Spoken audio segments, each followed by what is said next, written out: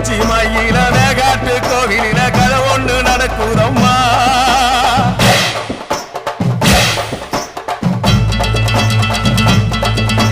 காட்டுப்புலி ஒண்ணு காயம் பட்டு போச்சே காரணம் யார் சொல்லம்மா.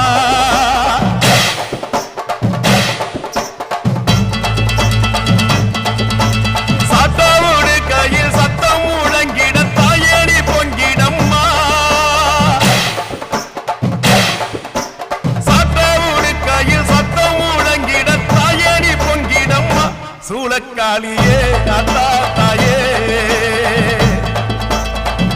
சூளக்காளியே அத்தா தாயே.